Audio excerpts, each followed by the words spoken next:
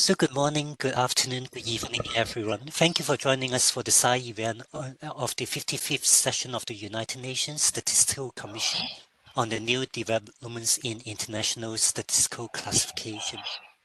The SAI event is organized by the Committee of Experts on International Statistical Classification, and the purpose for today's SAI event is to provide information to the delegate of the Statistical Commission on the recent discussion around the development and the maintenance of the international statistical classification. Here, we also want to provide an overview of the recent activities on the revision of the existing classification and the development of the new classification. And today we are grateful that we have over 250 people registered for this event. So I think the registration reflects the global interest and highlight the importance of the international statistical classification work for the modernization of official statistics. So before we go into the substantive content on this event, there are several housekeeping announcements. And the meeting today will be recorded, and so after the meeting, you are also able to view the recording for your reference. And please mute yourself so that you will not be interrupting the speakers when doing the discussion. And also, we encourage you to actively participate in the discussion during the Q&A session, and also post message in chat. UNSD, we will have dedicated people to monitor the chat and also to answer your query. If you have any technical problem with the webinar for the meeting, please also post a message in the chat, and we will also provide the technical support online. With that, and we are also grateful to have many distinguished experts to share insight on this important topic of international statistical classification. So before I pass the time to Dan, I would also like to provide a short update on the recent update on the Statistical Commission paper on the classification, and also some of the recent update on the UNSD website. So by the end of today's SAI event, you're able to know where to find the relevant information from the relevant page. What I'm going to do now is to share the screen and to show the update on the website. So many information for today you will be able to identify from the UNSD Statistical Classification website at the link here, and also at the UNSC Commission document website, which is also available on this link. So here, and we are also just want to maybe let the participant know that UNSD, we have a dedicated website on the classification, and over the past few months we have undergone a minor refreshment. And of the particular important is we have provide some of the update on the classification on the economic statistics, and also the classification of the statistical activity, the CSA. And many of the people, they may also be relevant to know about whether the updated ISA is already available in the website. So, so here, if you go to the classification on the economic statistics here will be a document about all the relevant economic statistical classification. The reason the endorsed structure of the ISIC is now available on the website, and for the structure. And as later on the presentation, the explanatory notes and also the introductory test will also be available. One is being discussed and endorsed by the Commission. So here we also want to let you know about another high-profile classification that is on COICOP, and the editing part and also the revision part about the introduction has also been complete. So now the final version of the publication is now available at the UNSD website here, and also now this is also going through the publication process. One is being finalized, and then we will also be available on the website. The next thing is over the past few months, we have also received a lot of inquiry about the classification of statistical activity, which is a classification being endorsed last year by the Commission on the classification on the statistical domain. So we are also glad to let you know that we have created dedicated pages on the CSA, the classification of statistical activity, where the structured explanatory notes and also the correspondence table is also available online. So you're also welcome to go on the website in order to look for the relevant information. So for the upcoming Statistical Commission, and the item for the International Statistical Classification is a decision item. We have also posted all the relevant background document on the website. So the organization of the today's event is also along the decision item that we are going to make in the upcoming commission, included the amendment of the committee, and also being posted is about the explanatory notes, introduction and implementation plan on the ISIC, the CPC draft structure, the classification of environmental purpose, the IUC and GET, and yeah, so all those information you will also be able to find it on the commission website. So with that, I will stop my presentation. So what I'm going to do now is I'm going to pass the time to Franklin, the Assistant Director of the Center for Statistics and Data Standards, Statistics Canada. And Franklin, he's also the task team on the ISIC, and he will provide us with the update on the development and the implementation of the International Standard Industrial Classification of All Economic Activity Revision 5. So Franklin, the floor is yours.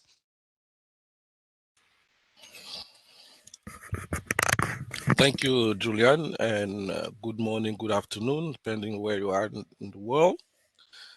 Franklin Asundong, like Julian said, working here at Statistics Canada and also involved in different UNSD task team, including this committee, the UN Committee for Expert of International Classification.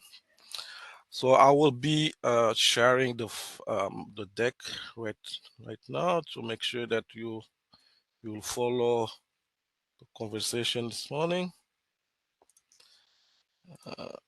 Okay.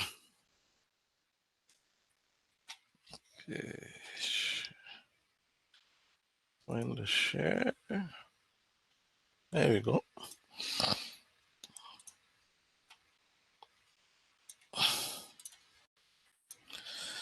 Let me know when you see if you're able to see the document. All right.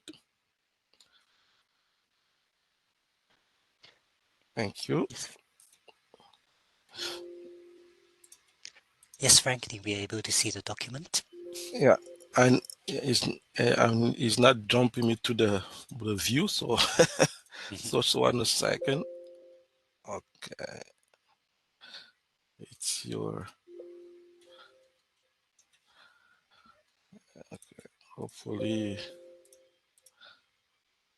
okay, technical glitch here. So hopefully you can see if can you see the flip? Is it?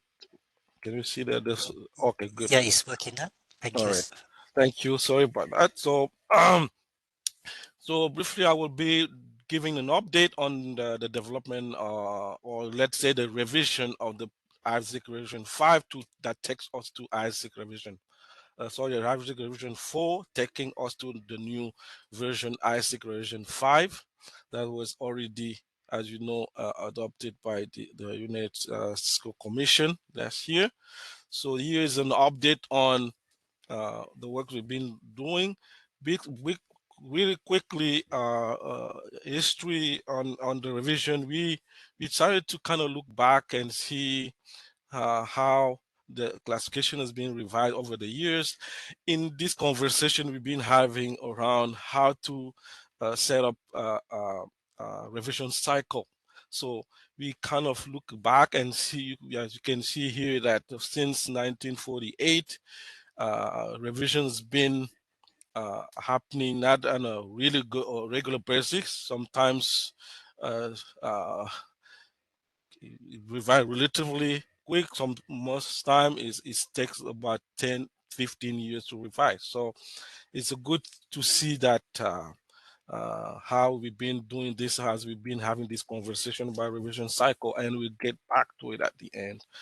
In terms of the change, ISIC, again, there's been a lot of work on this, a lot of discussion, a lot of good input from different countries, and a lot of debates on particularly the new the change in the economic landscape, activity landscape, and we kind of land on some key items that we used to make changes for the ISIC revision 5.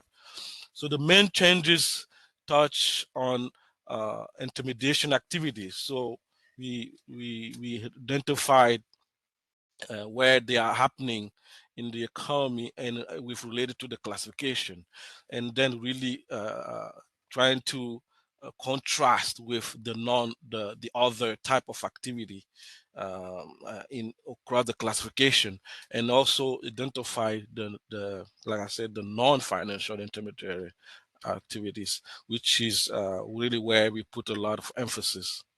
We also discuss the distinction between digital and non-digital along the way, and some decisions made. For example, that digitalization, I mean, the digitalization itself, in terms of the technology, is not a criteria used to delineate ISIC sectors and groups and classes. So those are important decisions that kind of set the tone for all of those changes that we made. So we create an important change really to mention here is that we created new groups and classes exclusively attributed to intermediation activities. It's important change, and we look forward to see how this going to be implemented by countries, and in terms of data also it would be interesting to see how that's going to work. Also we touch on some discussion around factory-less good producers. Uh, in there, I would just say that the decision made was to clarify where they would sit in the classification, and it was decided that they would be part of the manufacturing activities, and we kind of put some little bit clarity in terms of criteria to be able to identify economic units as FGP.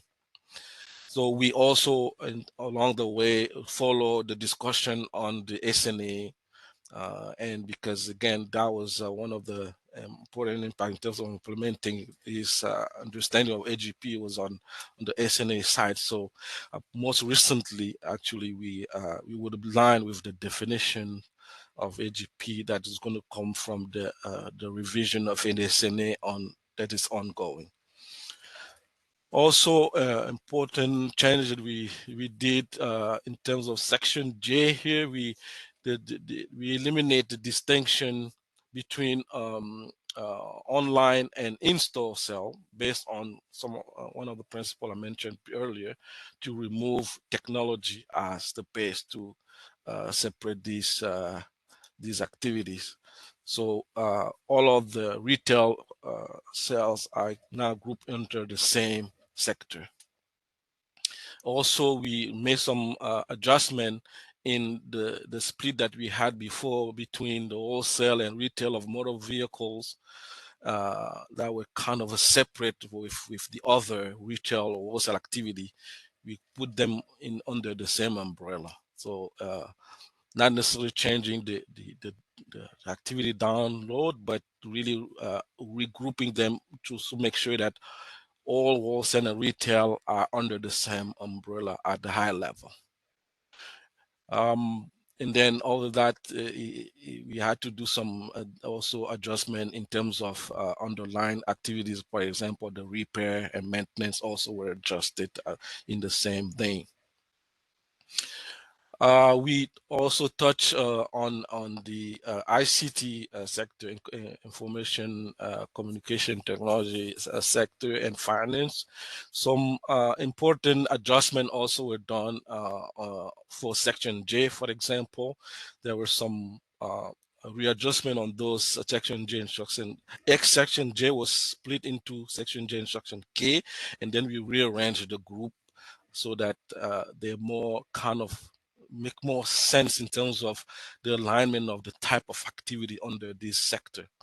I think it was a really good improvement there.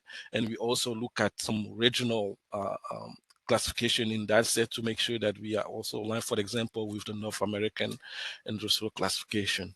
So there's a better alignment in there as well. Other there in there, I would mention that some of the challenges was there to really be able to capture those emerging activity related to internet and web search and some activity related to web content. So we rearranged that to clarify some of these activities. On the finance side, of course, we look at all of the influence of, again, technology on the finance sector. Again, in there, we clarify most of the time. We clarify where some of those activities were sitting, and we didn't necessarily create new, again, new sector or classes or group based on technology. So it's just important takeaway on this on that chain. So we really clarify where some of the web related activity in the finance should be classified in existing classes and groups.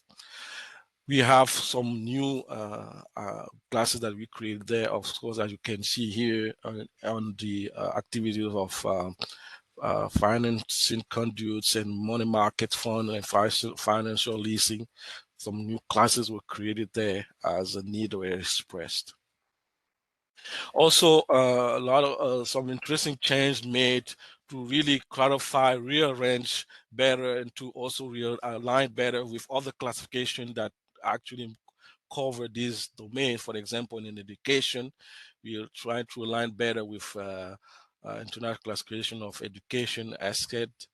That was also some rearrangement on the sector, on the arts and cultural activities.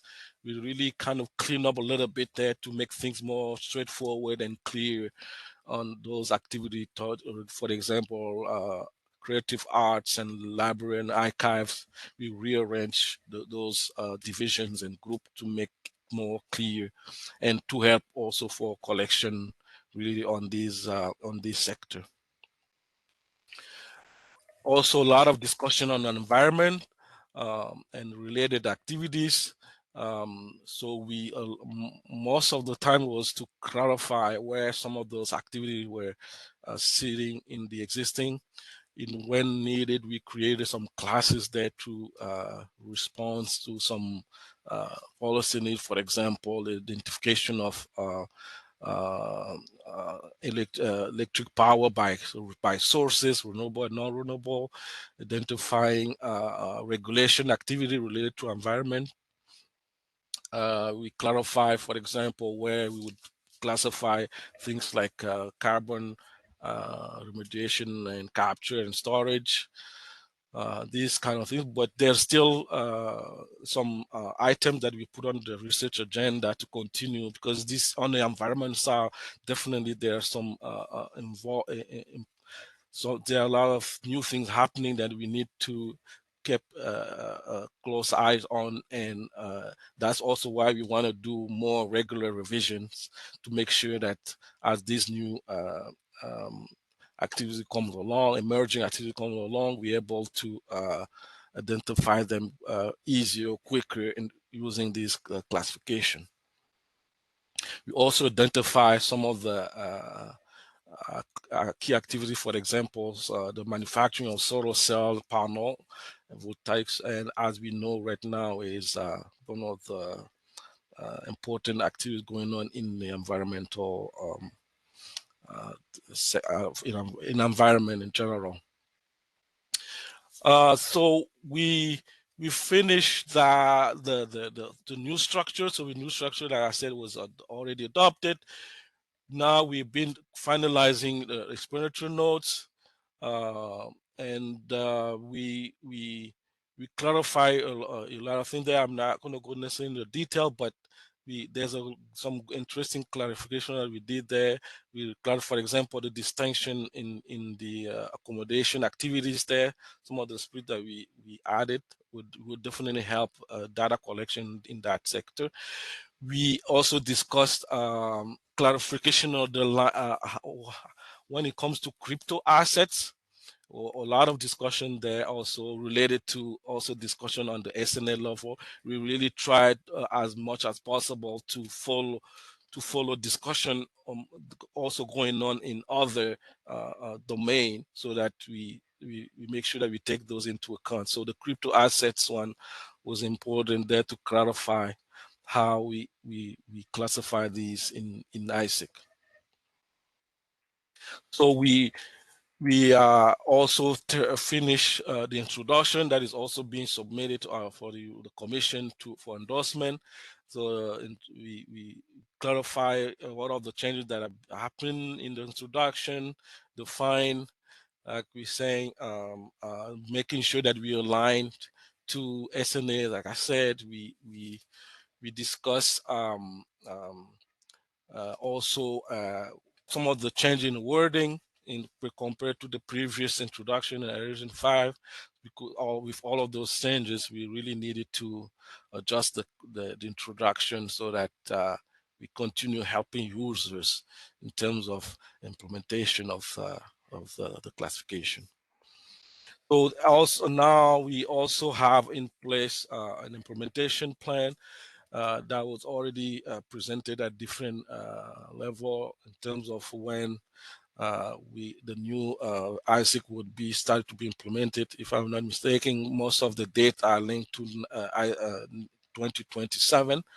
So we have important here is really to have a high level of engagement for different countries, region, and users of the classification to really support the implementation with our countries. And the work is it's ongoing, and we are putting together a permanent group that would be working on the research agenda, the next revision, and we also receiving all of the input that we will need to do the next revision. So this group also will be merged with the CPC group that's we will talk about next, in terms of really do this ongoing monitoring of the classification and and the research agenda, so that we're not caught up, as sometimes it happens, to do all of the revision as one, and without planning ahead. So this is really some of the improvement we're trying to unleash in the international classification world, by again this 5-year revision cycle, but also having a research agenda for ongoing analysis of the changes going on in the economy and society. So you have all of the documents that have been submitted to the commission listed here, and you can, like I said, including this presentation. And looking forward, we're going to be developing also, as usual, when we have a new version of the classification, we need a correspondence table. We will have it with ISIC 4, and then also with NACE and CPC. And then, like I said, from there, the work will be ongoing uh, with with a merge with the CPC group. So that's my take on the updates on the revision, ISIC revision 5, and I will give back the micro to Julian. Thank you. Thank you so much, Franklin, for giving us a comprehensive update about the revision of the IC, the main changes, and the way forward in advancing the implementation and also the development work. And if audience, if you have any question, please feel free to post your message on the chat, and then we will also try to address your question. But now what I'm going to do is now I will pass the time to Vincent. I'm glad that Vincent, he's the chair of the task team of the CPC, the Supervisory Economist from the Bureau of Labor Statistics, and he will also provide us with an update on the overview of the CPC revision. So, Vincent, the floor is yours. Thank you, Julian, and hello, everyone. Pleasure to be with you. I'm joining from Washington, D.C., and the Bureau of Labor Statistics is where I sit, and I work in industrial prices and have co-chaired or chaired the team on the revision of the central product classification. In the U.S., I co-chair the committee that advises our Office of Management and Budget on economic classification. So, pleasure to be with you. I will give an update on our revision process and where things stand, and look at the list of issues that we considered during this revision, and what some of the key outcomes were and key recommendations that we've proposed for endorsement by the Statistical Commission, and a look at the way forward, where we're heading. The task team for CPC was formed in November 2020. We started working, so it's been a couple years. We had a consultation in December of 2021 where we solicited issues, and for the next couple years we worked those issues with lots of experts from national accounts, environmental statistics, trade, and subject areas around energy and tourism and agriculture and so forth. So quite a lot of expertise brought to the discussion. We just recently finalized the CPC structure in November of last year. That went out for another global consultation.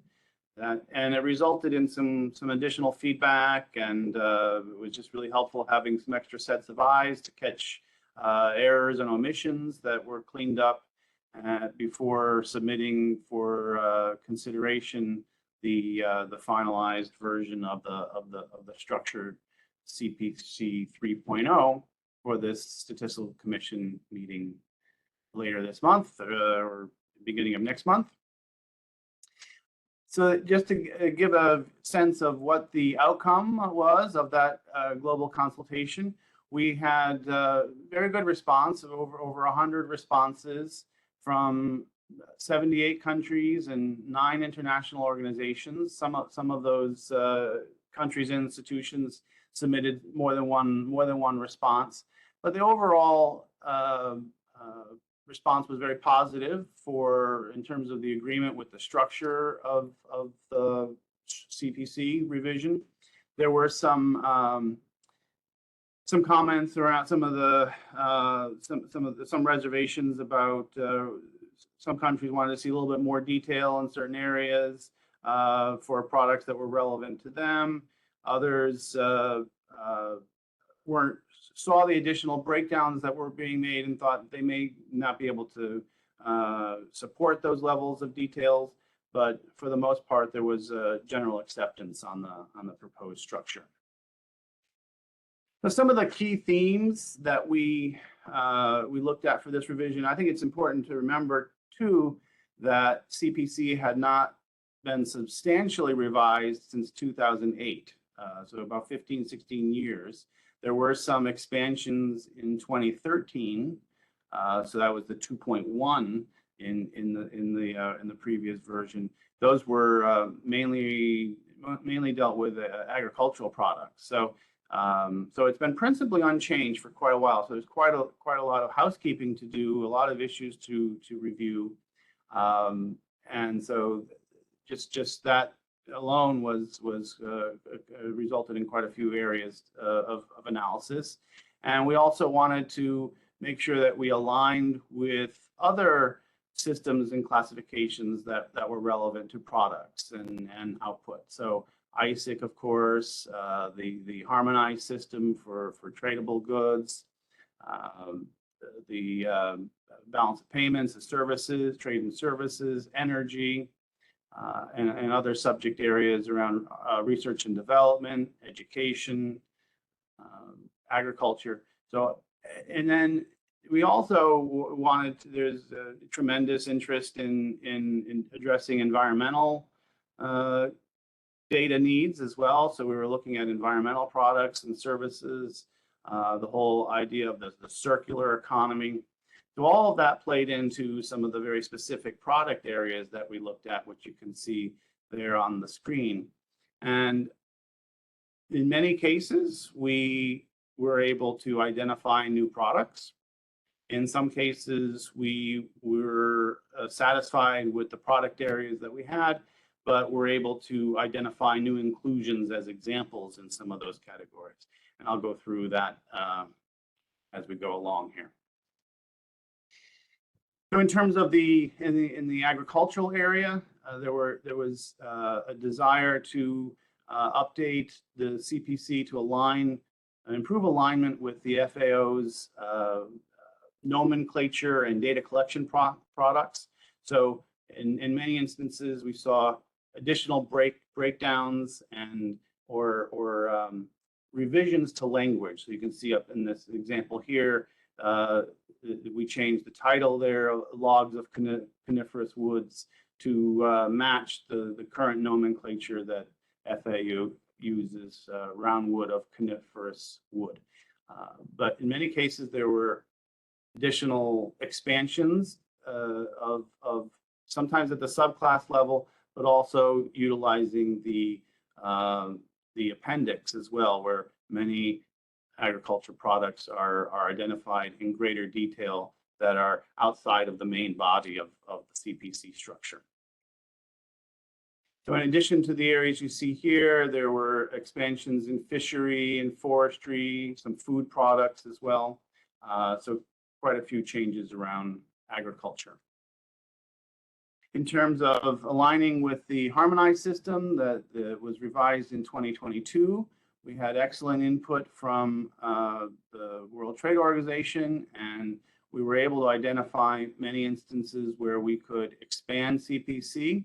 Some examples here where there's additional detail that's included to match what changes there occurred in HS. And I think it's important to note here too that this also reflects some of the interest in environmental products as well. So we see breakouts here for solar water heaters, for example.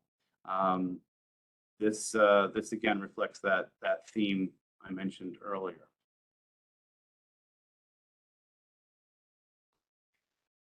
For research and development, our guide here was the Frascati manual, the 2016 revision of the Frascati manual for fields of science classification. The key change here was that the CPC had previously recognized distinctions for basic, applied, and experimental development research services. Those distinctions will not exist in the revised CPC, and instead the breakouts at the class and subclass level are deal more with subject matter. So, for example, at the 4-digit level, there'll be breakouts for R&D in natural sciences, engineering, technology, and so forth. And at the 5-digit, the subclass level, we'll further disaggregate those areas. So, for example, the R&D services in technology is broken out into environmental biotechnology, industrial biotech, nanotech, and so forth. So a reorientation of the approach to R&D services that aligns with the Frascati treatment.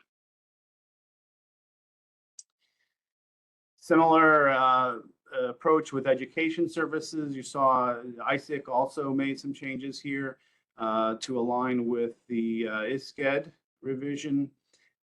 We've added some classes and subclasses for early childhood development and pre-primary education services, as well as tertiary education services. We also changed a number of titles to, again, align with the nomenclature in ISCED, so that there's harmonization across, and ISIC did similar things as well. So hopefully that improves clarity around the education services area.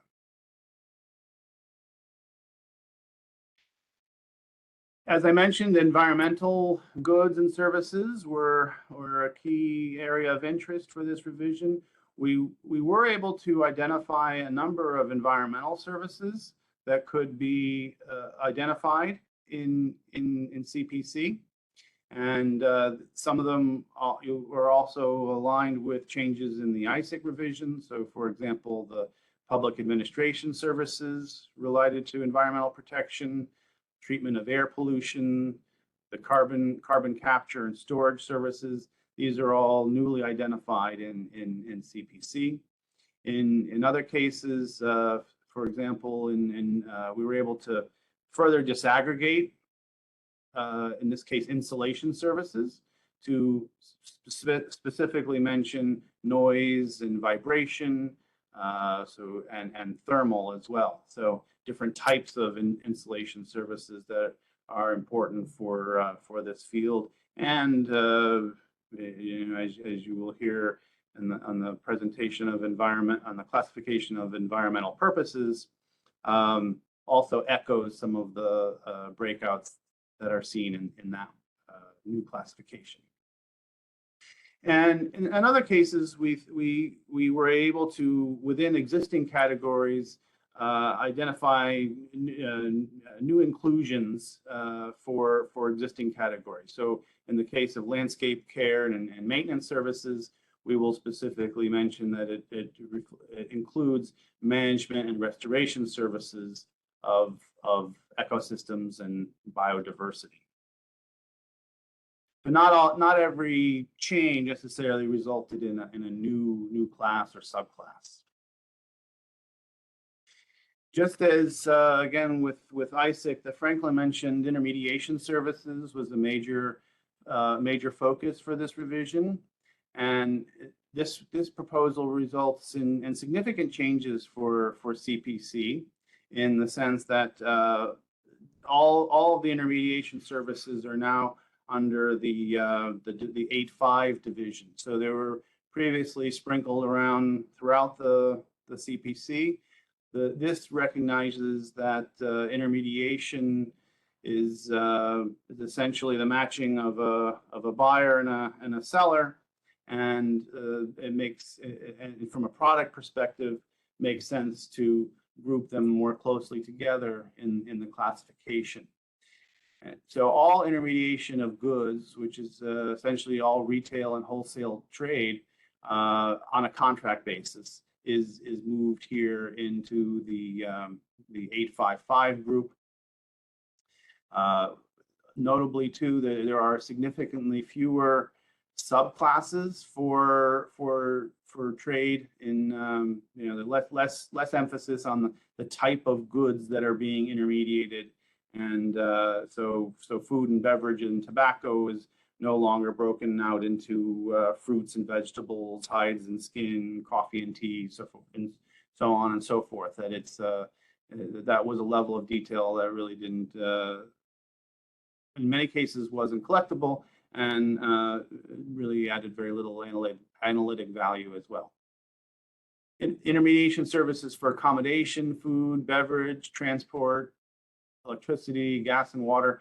These were all previously classified in Section 6 of CPC, and they all now move here to their own group under 8.5. And similarly, intermediation for community, social, and personal services. This is a new group that covers similar services that are currently classified in Section 9 of CPC. So these are the three main areas, and then there's a residual for other intermediation services that were not found elsewhere. Those are all of the groups now where intermediation will be found, and we had to make some similar changes to reflect the changes in some of the existing groups there, particularly for the other support services. Some of those were moved out.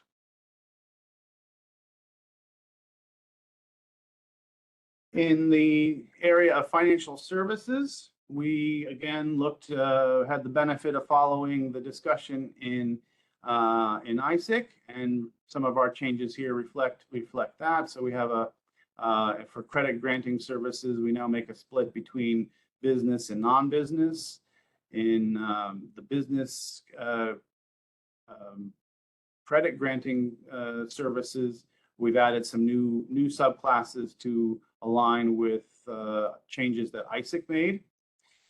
We eliminated the group for investment banking services and reclassified that to various subclasses of the business credit granting services and other financial services, and updated some titles as well. As we spent a lot of time looking at innovations around fintech, so technical innovations in finance that enabled what seemed to be new products or new ways of delivering services. In the end, we considered many of those innovations to be parts of existing categories. So we will update explanatory notes to reflect those inclusions where appropriate. But in many cases, we found that we really didn't need to create new classes. So because they were sufficiently covered in existing areas. It's a similar case here for cloud computing services. We were asked to look at this particularly by the national accounts areas. The national accountants had a significant interest in this. We concluded that many of these cloud computing services can be accommodated in existing CPC classes or subclasses without by reflecting them in the explanatory notes and as inclusions. So we will specify products like software as a service, platform as a service, infrastructure as a service in existing categories where we think they would be appropriately classified. We also have made an effort to classify data as a product. This reflects the guidance from the SNA, the System of National Accounts, that now regards data as a produced asset. So we thought it was helpful to recognize that in CPC. So we have a new group in CPC for data and the compilation of data, so the services, compilation services.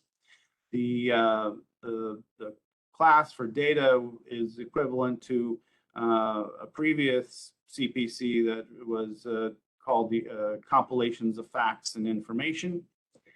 The compilation services are draw from a number of, again, previous classes, but we will make an effort to explain in the notes that the data products are independent from the uses or the outputs that are produced using that data. And some classes that were also in CPC, but were sort of data adjacent, but will remain as separate categories. These include printed directories, so there's a physical form to them. One important aspect of this data product is that it is assumed to be digital, and so therefore directories in print will remain separate, as well as online directories and mailing lists, web search portal content, and so forth. Those will not be included in this data as a product. At the same time the CPC was under revision, there was also a revision of the Standard International Energy Classification, the SEEC. This started a little bit after the revision of SEEC. So the SEEC team prioritized in its work areas where it could recommend to CPC opportunities for improved alignment.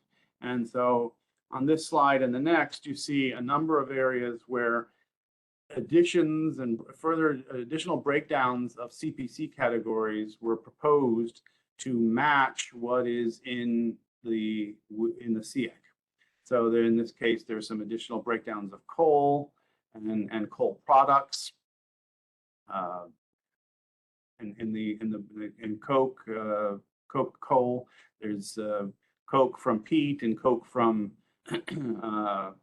coal. So there's some distinctions there that are in SEAC that we thought could be supported in CPC.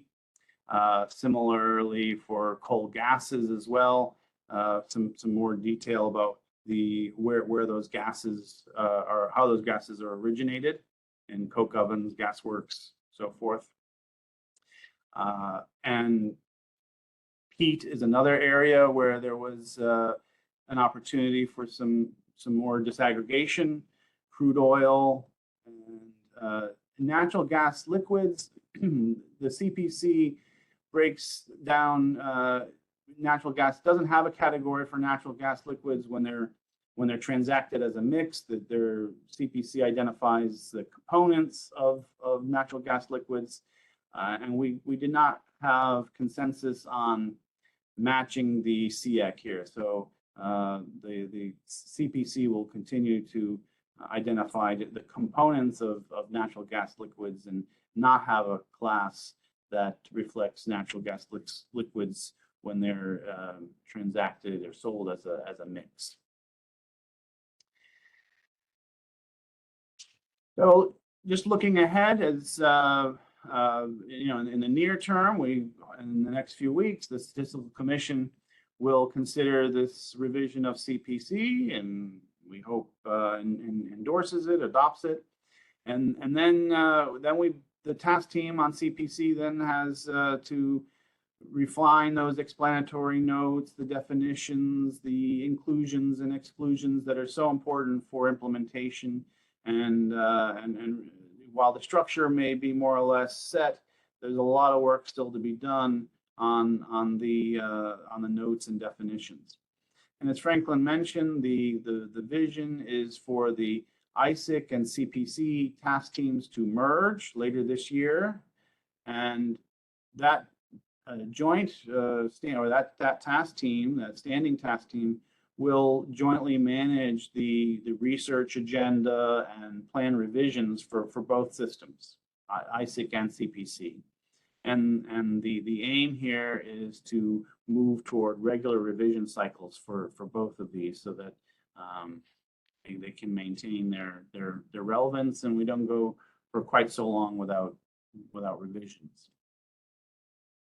And that's the end of my presentation. Thank you. Yeah, thank you, Vincent, for sharing the CPC revision process and giving us a very comprehensive overview about the main changes and also the way forward. And yeah, because of the time, and what we are going to do is we will leave the question to the end. But in the meantime, if you have any question, please feel free to post it on the chat, and we will try to address at the question at the end of the SAI event. So the presentation from Franklin and also Vincent also have shared some of the development in the area of the economic classification. With regard to the other statistical domain, there's also an advance on the classification. And now I would like to invite my colleague Marco from the Environmental Economic Accounting section from UNST, and we will to give us one of the classification in the environmental domain, the IUCN Global Ecosystem Typology. So Marco, I will pass the floor to you. Thank you, Julian. Good morning, good afternoon, good evening to everyone. Let me share my screen. Can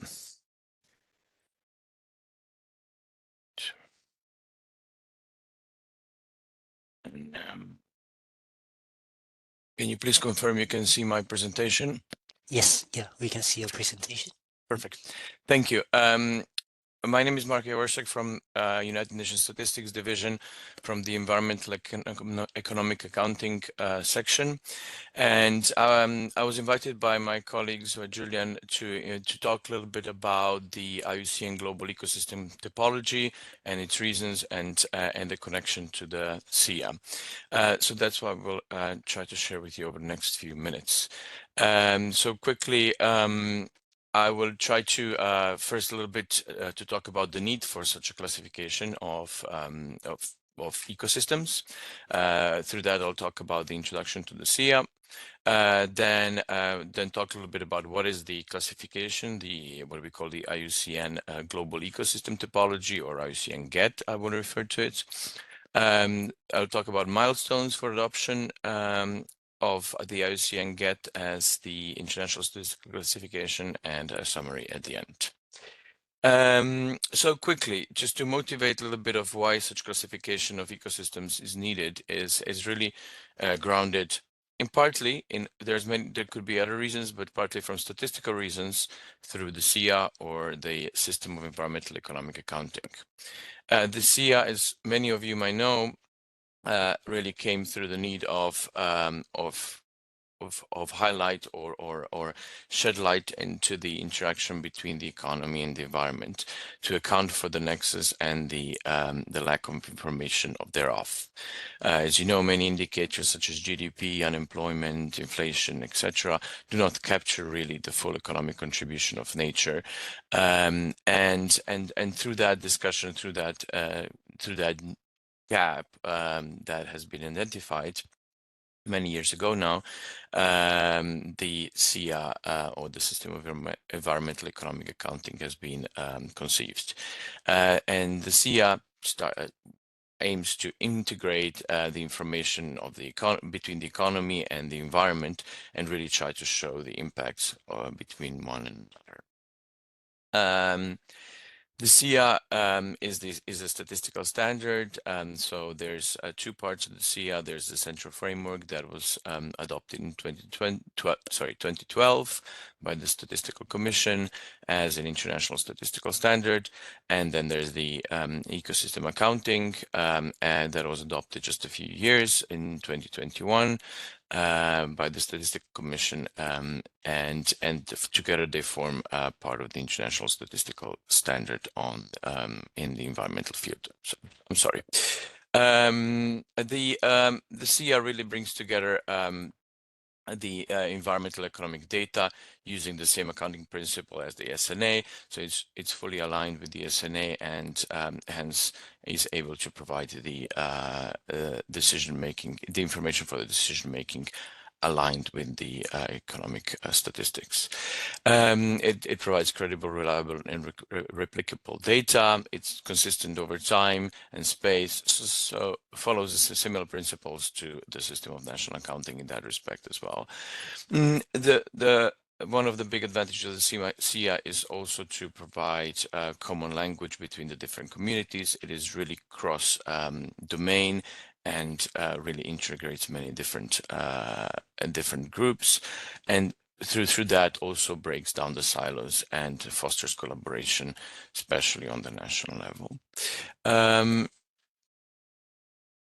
So as I said, there's two parts of the SIA. There's the central framework, which focuses more on the individual environmental assets, such as fish, water, energy, and so on. And then there's the ecosystem accounting, which is the newer part, but it looks really on the ecosystems that we have and that we can identify in a particular area, such as forests, rivers, coral reefs, wetlands, etc., and really how they interact with humans, mostly through the provision of ecosystem services. And that's where really the need for the ecosystem topology lies.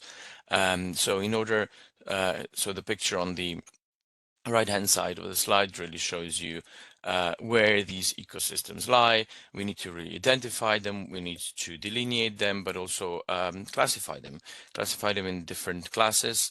We've heard a lot about classifications in this webinar already, and that's why we are here, right? So we need to really identify and classify these ecosystems based on their functions and characteristics. So the forest might be different between each other. The crop fields, the lakes and rivers are of very different nature, and then hence need to be classified in their appropriate classes. So that's quick. That was a quick introduction on the SIA and a little bit of a motivation of why we need such a classification. So let me go in a few slides about the actual IUCN global ecosystem topology. Let's first recap what are the ecosystems. So ecosystems, based on the UNCBD definition, are a dynamic complex of plant, animal, and microorganism communities and their non-living environment interacting as a functional unit. So that's really important. It's really this interaction of all these different communities of living and non-living elements in an environment. That is not to be confused with what we call the land cover or land use. Land cover is really the physical material on the surface of the earth, the things that we see, especially if we look from the air or from the space. And land use is really what are the purposes of using this land cover. What is the land used for? So, for example, on the picture we have some forests and a river. So the forest from a land cover perspective would be just a tree covered land, and does not matter what kind of trees, what kind of ecosystems there are. But whether this tree covered land is a tropical forest, or a boreal forest, or a high altitude mountain forest, the ecosystems are very different. As you can imagine, there will be very different plants, animals, microorganisms living there, and the interaction and the services, and the ecosystem services they will provide will be very different. So that's why it's very important to distinguish between these two types of classifications. Certainly, there are many overlaps, but there are also quite a bit of differences, and they are very important for the accounting for the ecosystems. So a little bit more on the actual topology. It is a hierarchical classification. It really goes through the different types and classes of the ecosystems and provides a structured approach. It does have quite extensive metadata behind specifying, classifying, and describing all its classes. There's an example on the right-hand side with quite detailed and quite interesting and informative illustrations and infographics. It does have spatial data information systems, so it does. So the classification does provide some probabilistic global distribution maps that we can see where these particular ecosystems might be and might rise. It has a very good website that I do recommend. Probably the slides will be shared. I do recommend you check out the globalEcosystems.org website. And it does also provide a framework for integration national ecosystem and classifications. So it's important to know, I mean, this is a global classification, but it has a provision for integrated national data. And obviously, as with many international classifications, we would expect that countries actually develop their own national topologies that are more detailed, obviously, or more specific to their environments. On the hierarchical part, just wanted to quickly illustrate the levels. So there are 6 levels based on ecosystem science, based on scientific knowledge. The first 3, the realms, the biomes, and the functional groups are really the ones that we talk about when we talk about the international statistical classification, or they're the core for international compilation and comparison. especially the functional groups. There are about 100 of them, and they cover all the sort of ecosystems that can be identified on Earth. However, there's obviously more distinction between them, and there's more detail that can be identified. So there's the 3 levels down below, circled in red. And they are on a global level, they are currently under development, but they are also left for countries to actually specify, because as you can imagine, ecosystems are very different if we compare countries in the tropical areas versus countries in the northern latitudes. That might be very different.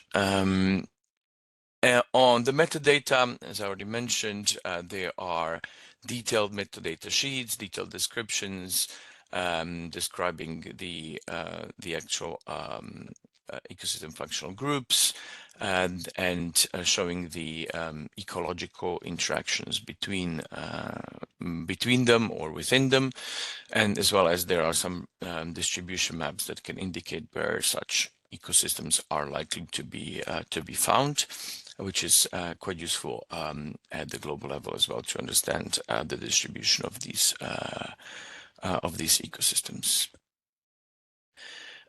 So at the end, let me also a little bit talk about what you might be interested in, sort of, the adoption of this IUCN global ecosystem topology, and how it is being brought to your attention to be adopted as an international statistical classification. So first of all, the development of itself, I mean, that was done by coordinated by the IUCN and then the scientific community around their processes. There was extensive consultation and collaboration. It was developed through rigorous ecological scientific knowledge, and there was a lot of meetings around this development, specialist reviews, and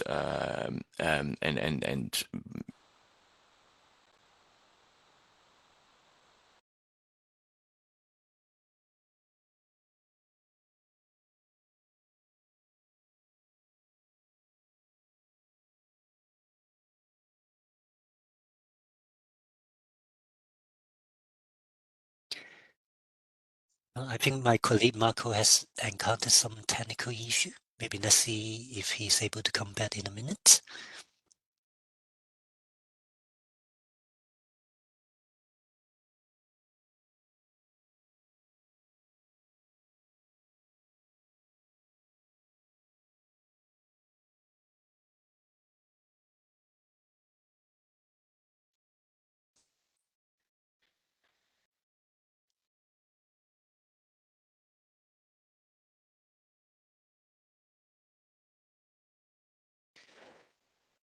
Yeah, maybe in this is the case, and I think and this is also maybe the end of the presentation. But here is just an illustration about the advance on the statistical classification in the domain of the environment, the classification on ecosystem assets, and also through the presentation, you can see that how this can be also linked to the macroeconomic framework of the SEA, which in terms can also be linked to the standard economic accounting framework, as in the SNA.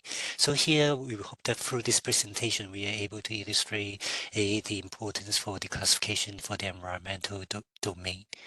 So with that, and what I'm going to do now is I will pass the time to Daniela. And in the last couple of months, we are grateful that the Committee of Experts of the International Statistical Classification, we have a close collaboration with the UN Network of Economic Statisticians in organizing a series of classification spring to raise the awareness on the importance of the classification. And what I will do, I will pass the time to Daniela, and she is going to share to us about the outcome of the classification spring.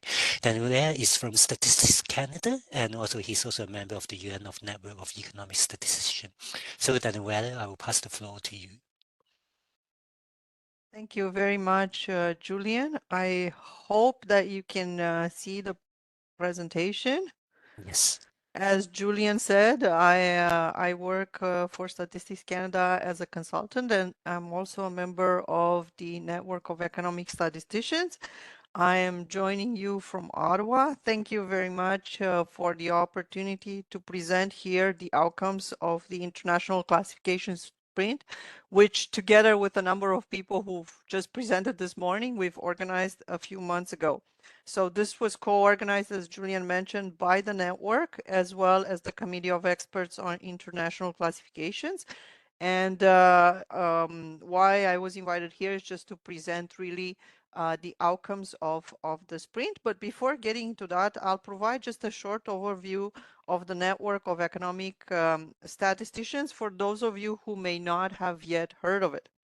So the network was established by the 52nd session of the United Nations Statistical Commission 3 years ago, and it was established with a few objectives in mind. First of all, the idea was to facilitate networking, coordination, and communication on new innovation, experiments, and best practices for the purpose of making progress on priorities that keep economic statistics relevant.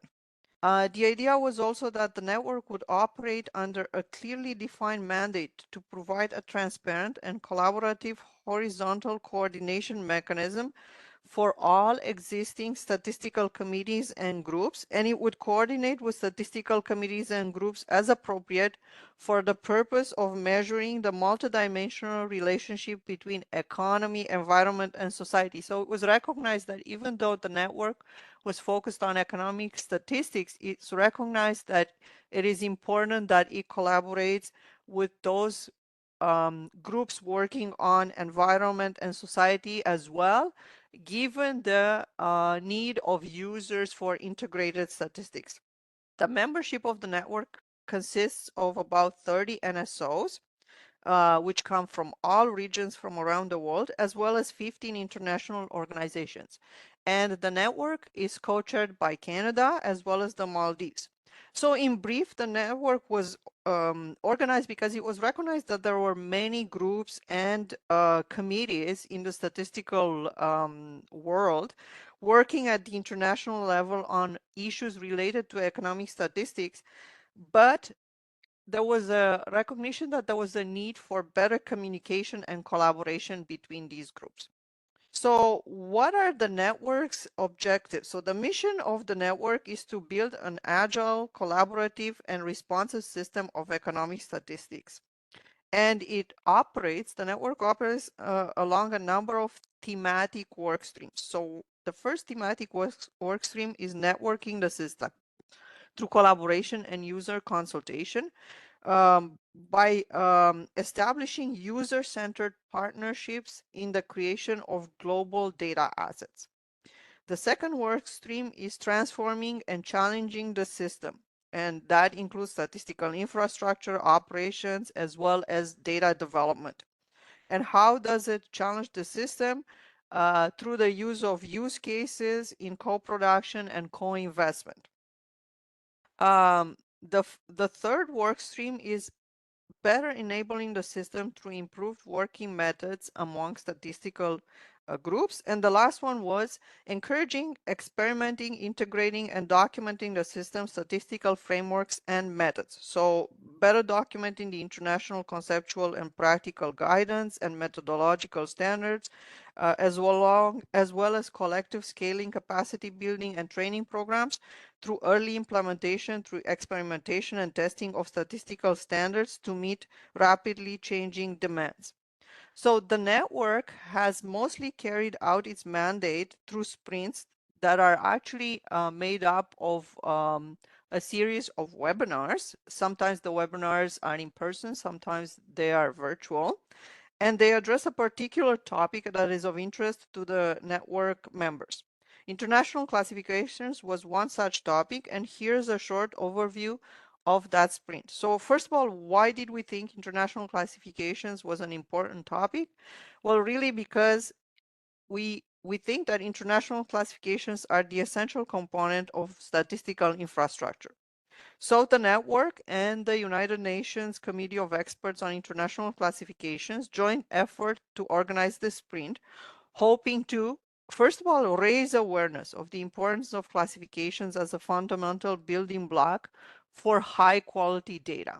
And this awareness was going to be going beyond just the traditional practitioners, so people who are deeply involved in international classifications. It was going to reach to users of statistics as well as private sector and other collaborators. The idea was also to advance outreach by the Committee of Experts on International Classifications and to engage NSOs, provide an additional forum for discussing and sharing modern ways of updating and implementing classifications, specifically the role of technology. And then it highlighted the importance of investing in classifications work as a foundation for data integration. And here again, this is linked to raising awareness and raising awareness to those who are in charge of the development and management of statistical programs to ensure that they think of statistical classifications at the onset of large statistical projects. It shouldn't be an afterthought. So this sprint targeted users and producers of statistical classifications in statistical offices, international regional organizations, as well as other relevant institutions. And I mentioned we also had people from the private sector and associations there. And the sprint consisted of 3 webinars, which were extremely popular. We had excellent participation for all of them. So now just quickly, the themes covered by the webinars. First of all, we identify the role of classifications as a building block for data integration. So how important are classifications to bring together different sets of data to ensure that users obtain a complete picture of the economy? We also explored the modalities of rendering classification work more efficient through collaboration and use of technology. Use of statistical classifications for administrative purposes, again, and production of data by the private sector. So I mentioned that we had private sector people participating, and because we recognize the importance of the private sector, not just as users of data, but also as experts when it comes to classifying products and services that they're responsible for. Examples of we looked at examples of embedding statistical classifications in the legal framework governing the production of statistical information, and especially it was the example of Europe.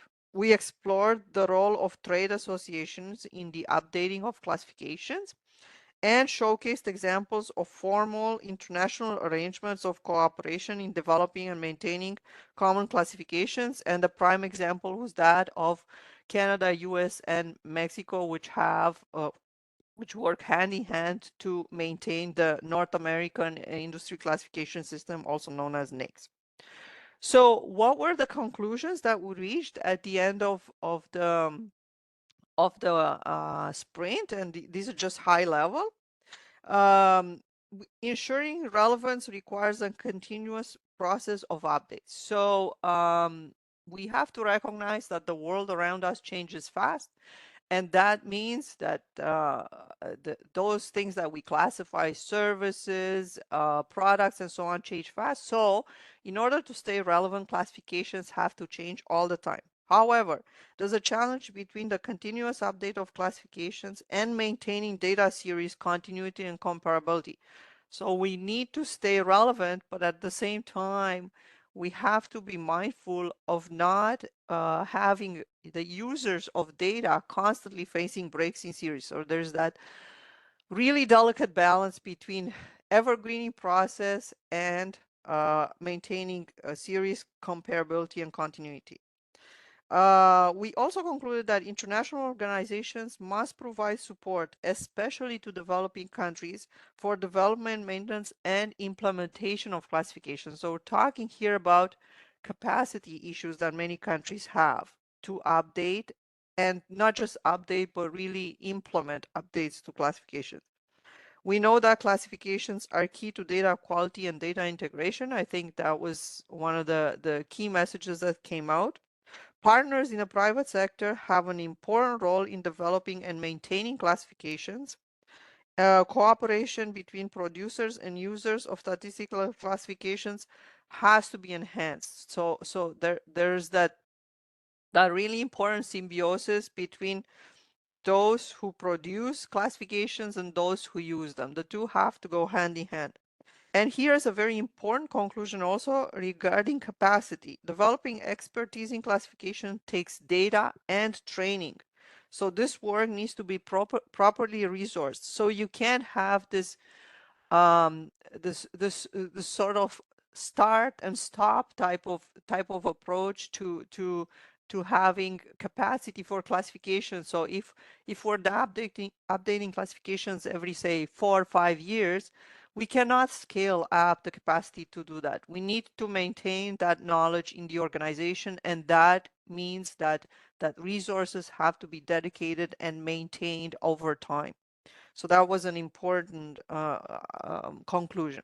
So now, just to wrap up, if you're interested to learn more in detail about the outcomes or the proceedings of the webinars, you can go to the website of the network, and you will see the summaries of the 3 webinars, which will be posted there. There are also the tapings of the 3 webinars. The recommendations emerging from the discussion will also be posted soon on the website. And also, I wanted to mention that the network will have a side event. It's only open to network members. That will be next week. That will tackle the challenges for coordinating and updating various statistical classifications and frameworks, manuals, for consistency and comparability over time. And here again, the importance of statistical classifications will come into play, and how those figure out when we think of updating manuals such as the SNA manual, SIA manual, and so on. So that is sort of my my quick run through, and I'll pass it back on to Julian now. Thank you. So thank you, Daniela, for giving us a overall comprehensive presentation on the outcome of the sprint. And we're also quite treasured about our collaboration with the network in advancing the classification work. So we thank you for that. And the outcome also highlight the importance for the investment in the classification, and also note the importance to net the classification to stay relevant, and also pointing the importance of capacity development. So with that, I will open up the floor for discussion, but I also know that my colleague Marco is able to connect back. So first, I will pass the time back to Marco to see if he has any final remarks on the presentation, and after that, and then we will also then go to a question and answer session. Marco?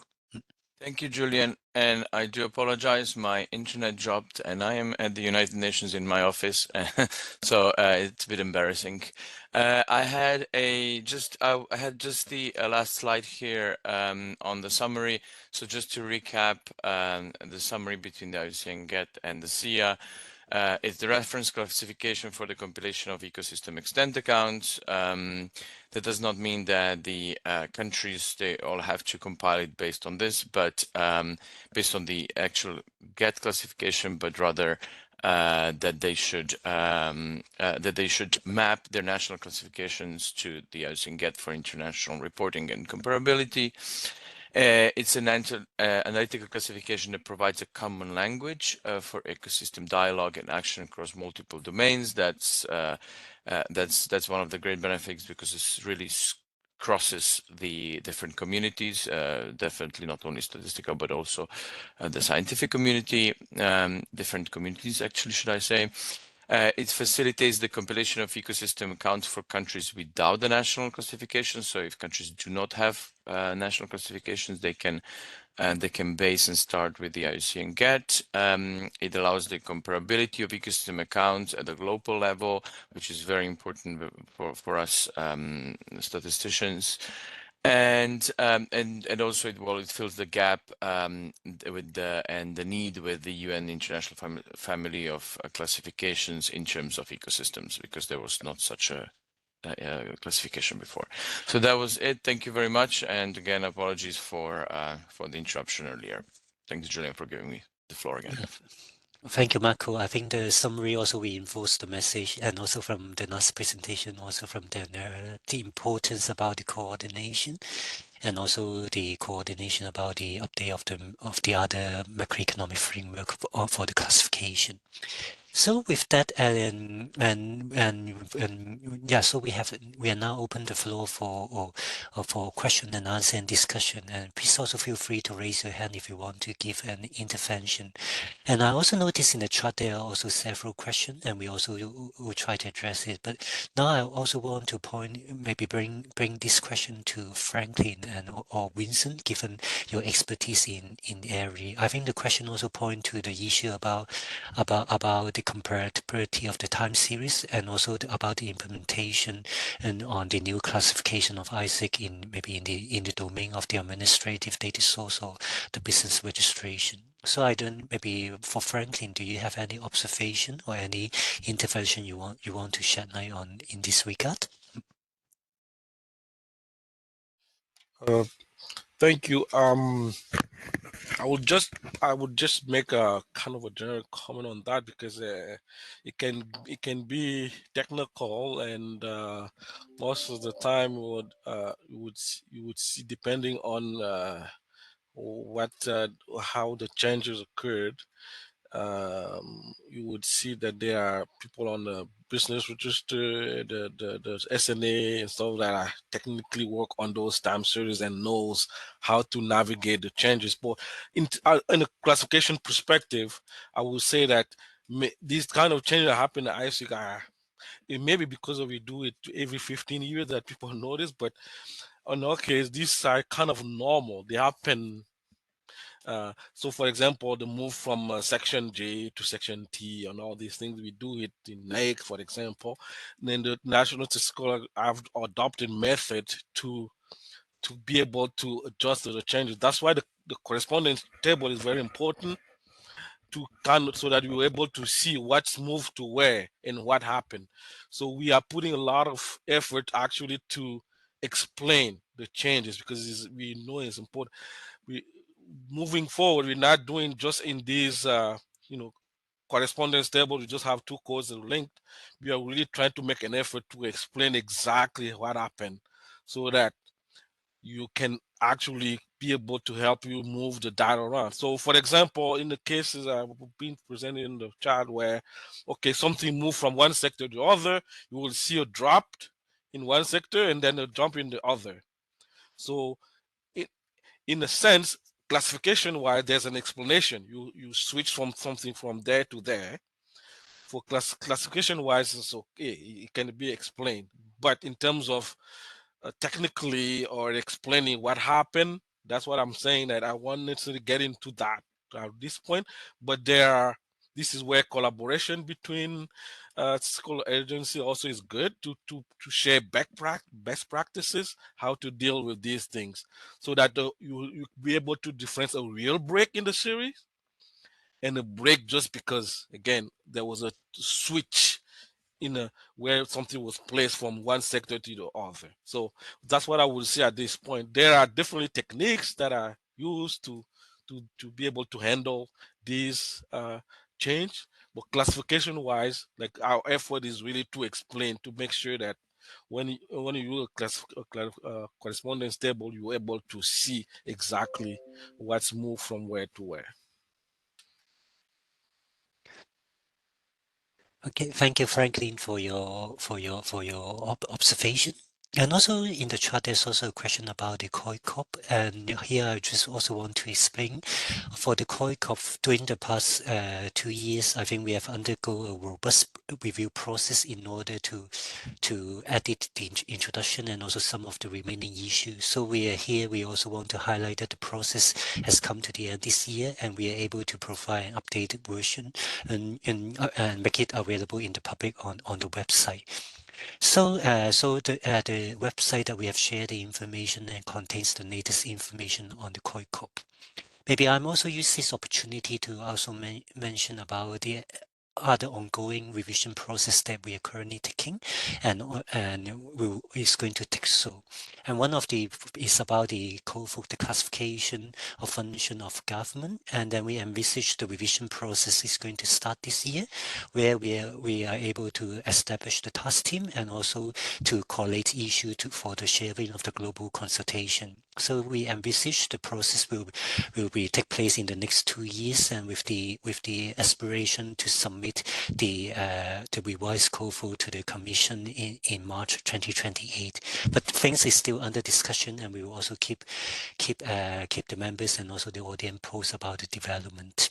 And also, for the ongoing discussion, we also have the revision of the Standard International Energy Product Classification, which is ongoing. But we envisage this will be the revision process will be finalized by this year, with the aspiration to submit the revised classification to Commission for adoption for next year. So again, you will also hear more about it maybe in the coming few months on this update.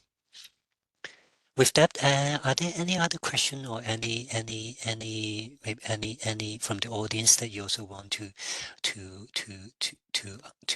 pose to any of us?